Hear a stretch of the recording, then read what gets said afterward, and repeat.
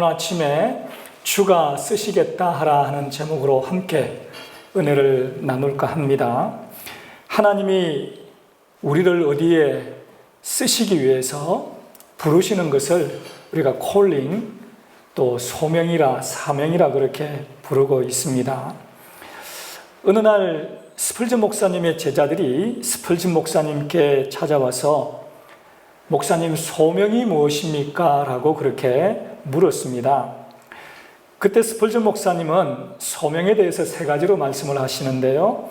첫 번째는 가장 귀히 여겨지는 것이 소명이다 라고 그렇게 이야기를 했습니다. 병든 사람을 고치는 일이 가장 귀히 여겨지는 사람은 의사로서의 소명이 있습니다.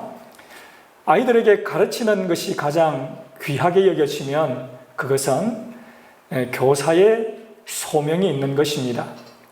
미 전도 족속에게 가서 복음을 전하는 것이 가장 가치가 있다고 생각되는 것은 선교사로서의 소명이 있는 것입니다. 오늘 여러분들이 생각할 때에 나는 내 인생에 있어서 이것이 가장 귀하다, 가치가 있다고 생각되어지는 것이 있다면 하나님은 그 일에 우리가 헌신하기를 원하신다고 하는 것입니다. 소명의 두 번째는 제일 쉬운 일을 하는 것이 소명이다라고 말씀을 드릴 수 있겠습니다. 하나님께서는 우리에게 어떤 사명을 주실 때에 그것을 감당할 만한 능력을, 재능을 주신다고 하는 것입니다. 다른 사람들은 힘들게 어렵게 하는 일을 우리는 쉽게 해낼 수 있는 것은 우리에게 사명을 주셨기 때문이다라고 말씀을 드릴 수가 있겠습니다. 세 번째로는 가장 즐겁게 할 수 있는 일이 소명이다라고 말씀을 드릴 수 있겠습니다. 찬양하는 것이 가장 즐거우면 우리는 찬양단으로 이렇게 섬기고 봉사할 수가 있는 것입니다. 또 우리가 전도하는 것이, 복음 전하는 일이 가장 즐겁고 또 행복하게 할 수 있다고 생각되어지면 우리는 선교사로, 목사로 복음 전하는 일에 우리는 헌신할 수가 있는 것입니다. 그래야만 우리가 하고 있는 일에 있어서 피곤치 아니하고 또 우리의 가슴이 뜨거워지게 되어져 있는 것입니다. 오늘 본문 말씀에는 예수님이 예루살렘에 입성하실 때에 수많은 무리들이 예수님을 따라와 환영을 하는 것을 볼 수가 있습니다. 그때 예수님께서는 어린 나귀 새끼를 타고 예루살렘에 입성을 하셨습니다. 당시에 수많은 짐승들이, 나귀들이 있었지만 만왕의 왕이 되시고 만유의 주가 되신 예수님을 태우고 이 예루살렘을 입성한 이 낙이라면 얼마나 영광스러웠겠느냐고 하는 것입니다. 여러분, 오늘 이 시대에 우리 주님 앞에 선택을 받아서 쓰임받는 인생이야말로 가장 축복된 인생이 아니겠습니까? 예수님이 예루살렘 bet박에 도착했을 때에 두 제자를 보내어서 매여있는 나귀와 나귀 새끼를 끌어오라고 그렇게 말씀을 합니다. 그때 주인이 무슨 말을 하면 주가 쓰시겠다 하라, 그렇게 예수님께서 말씀을 하십니다. 그래서 오늘 제목의 말씀을 주가 쓰시겠다 하라, 그렇게 제목을 정한 것입니다. 여러분, 우리가 한 번밖에 없는 인생, 우리가 하나님 앞에 쓰임받는 것이야말로 가장 위대한 인생이 아니겠습니까? 오늘 이 본문 말씀을 통해서 세 가지로 우리가 교훈을 얻기를 원합니다. 첫 번째로는 하나님의 구체적인 섭리와 계획을 우리가 볼 수 있게 됩니다. 예수님이 bet박에 도착했을 때에 맞은편 마을에 나귀와 나귀 새끼가 매여 있는 것을 어떻게 아셨을까요? 오늘 4절 말씀에는 그렇게 말씀합니다. 이는 선지자를 통해서 하신 말씀을 이루려 하심이라, 그렇게 말씀을 하고 있습니다. 여기에 예수님이 나귀 새끼를 타고 예루살렘에 입성한 사실은 이미 구약의 선지자 스가랴 선지자에 의해서 예언이 되어져 있었던 말씀입니다. 지금 나귀 새끼가 왕 대신 예수님을 모시고 가고 있습니다. 나귀 새끼가 이날 영광스럽게 쓰임받는 것은 이미 오래전에 하나님에 의해서 다 계획이 되어져 있었던 것이라는 겁니다. 여러분, 하나님께서 나귀 한 마리를 향한 이런 놀라운 계획이 있었다면 저와 여러분, 그리고 이 CTS 방송을 향한 하나님의 크고 놀라운 원대한 계획이 있지 않겠습니까? 하나님, 우리가 이 땅에 사는 날 동안 아무렇게나 살다가 죽도록 내버려지는 그런 인생이 아니라고 하는 것입니다. 우리는 하나님의 형상으로 지음받은 하나님의 자녀들입니다. 예수님을 이 땅에 보내시기로 만세전에 작정하시고 죄와 사망에 빠진 우리를 구원하시기 위해서 독생자 예수 그리스도를 하나님께서 보내셨습니다. 이처럼 모든 것은 하나님의 계획과 섭리에 의해서 모든 것이 진행이 되어져 가고 있다는 것입니다. 나귀가 수레를 끄는데 쓰임 받을 수도 있고 짐을 나르는데도 쓰임을 받을 수 있는 짐승이지만 이 나귀가 예수님을 태우고 예루살렘에 입성했다고 하는 것은 이 나귀에게는 위대한 일이요 참으로 엄청난 가치 있는 일에 주님께 쓰임을 받게 되어졌다는 것입니다. 여러분, 오늘 우리 모두가 마음속에 소원을 품었으면 좋겠습니다. 주님, 나를 사용하여 주옵소서. 이 나귀 새끼가 예수님을 태우고 예루살렘에 입성하였는데 쓰임받았듯이 우리도 하나님의 손에 붙들림 바 되어져서 하나님 앞에 쓰임받는 인생이 되게 하여 주옵소서. 이 지구상에 수많은 사람들이 있음에도 불구하고 하나님, 나 같은 부족한 자이지만 나를 들어서 복음 전하는 일에 하나님 나라를 위해서 한번 사용하여 주옵소서라고 하나님 앞에 소원을 품고 기도할 수 있는 우리 믿음의 성도들 되시기를 바랍니다. 두 번째로는 하나님께만 영광을 돌리셔야 합니다. 오늘 3절에 보니까 이런 말씀이 나오네요. 만일 누가 무슨 말을 하든지 주가 쓰시겠다 하라, 그리하면 즉시 보내리라, 그렇게 말씀을 합니다. 여기에 주가라고 하는 이 말은 퀴리오서, 헬라어로 퀴리오서라는 것은 주인이라는 말이죠. 예수님은 자신을 주라고 그렇게 표현을 하는 겁니다. 주인 대신 우리 예수님께서는 만물의 창조가 되시고 통치자가 되시고 만왕의 왕이시며 만유의 주가 되시는 분이십니다. 수많은 나귀들이 있지만 만물의 창조주가 되신 예수님을 모시는 일에 쓰임 선택을 받아 쓰임받는 나귀는 참으로 영광스러운 것입니다. 그러나 나귀 자신이 내가 힘이 있고 능력이 있고 내가 잘나서 선택을 받은 것이라 생각한다면 이건 참으로 교만한 일이라고 이야기할 수 있겠습니다. 예수님이 일방적으로 그 나귀를 선택한 것은 전적인 하나님의 은혜로 되어진 것이라고 하는 것입니다. 여러분, 우리가 하나님 앞에 쓰임받아서 목사가 되고 장로가 되고 권사가 되고 주의 일에 선택받은 것은 참으로 영광스러운 것입니다.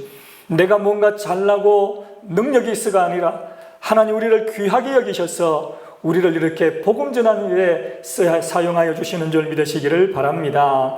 2차 대전 당시에 네덜란드의 코리템 붐 여사가 있었습니다. 그는 독일 포로 수용소에서 갇혀서 수많은 고문과 죽을 고비를 넘겼더랬습니다. 그러나 하나님의 은혜로 가까스로 살아남게 되어지지요. 그는 그 후에 나치의 잔혹상과 하나님의 구원을 전 세계에 알리는 그 일에 하나님 앞에 헌신하게 되어졌습니다. 한 번은 미국에서 전도 집회를 하였습니다. 수많은 사람들이 코리템 붐의 말씀을 듣고 은혜를 받고 눈물을 흘립니다. 그리고 말씀을 끝난 다음에 사람들이 코리템 붐에게 감격의 박수를 보내게 되어졌습니다. 그런데 이 코리템 붐은 조금도 기뻐하는 기색이 없는 것입니다. 주변에 있는 사람들이 묻습니다. 코리 여사님, 기쁘지 않습니까? 그렇게 이야기합니다. 그때 코리는 유명한 말을 하게 되어집니다. 나귀가 착각을 하면 쓰겠습니까? 나는 단지 나귀일 뿐이라고 그렇게 고백을 하였던 것입니다. 예수님이 나귀를 타고 예루살렘을 입성하실 때에 사람들의 환호 소리, 박수 소리는 인류의 구원자가 되시는 예수님께 올려드리는 박수였습니다. 그런데 이 박수 소리에 나귀가 내게 치는 박수라고 환호라고 착각을 하면 되겠냐는 것입니다. 여러분, 오늘 우리는 다 나귀일 뿐입니다. 우리는 다 부족한 자들입니다. 그러니 하나님께서 우리를 복음 전하는 일에, 우리를 찬양하는 일에, 우리가 전도자로 목사로 사용하신 것은 우리가 능력 있고 잘나서가 아닙니다. 전적인 하나님의 은혜로 되어진 것입니다. 그래서 우리가 하나님 앞에 쓰임 받을 때마다 그저 우리는 하나님께 감사하고 하나님께만 영광을 돌릴 수 있어야 된다는 겁니다. 고린도전서 10장 31절 말씀에 그런즉 너희가 먹든지 마시든지 무엇을 하든지 다 하나님의 영광을 위하여 하라, 그렇게 말씀을 합니다. 우리가 어떤 일을 하고 나서 사람들이 칭찬할 때가 있을 거예요. 박수를 보낼 때도 있을 거예요. 그때마다 우리는 착각하면 안 됩니다. 나귀가 착각을 하면 쓰겠습니까? 내가 잘나서 능력이 있어서 박수를 치는구나, 그렇게 생각을 하면 안 되는 것입니다. 이 박수는 하나님을 영광을 위한 박수요, 감사의 박수가 되어지는 것입니다. 나귀가 주님의 선택을 받아 쓰임 받는 것이 얼마나 영광스러운 일입니까? 우리는 다 나귀에 불과한 자들입니다. 우리가 잘한다고, 잘했다고 박수를 치고 칭찬을 할 때마다 우리는 늘 나귀일 뿐이라고, 우리는 다 하나님 앞에 부족한 자들이라고, 그저 우리는 하나님께만 영광 돌리고 감사할 수 있는 우리 믿음의 성도들이 되시기를 바랍니다. 마지막 세 번째로는 주님이 부르실 때에 즉시 순종하셔야 됩니다.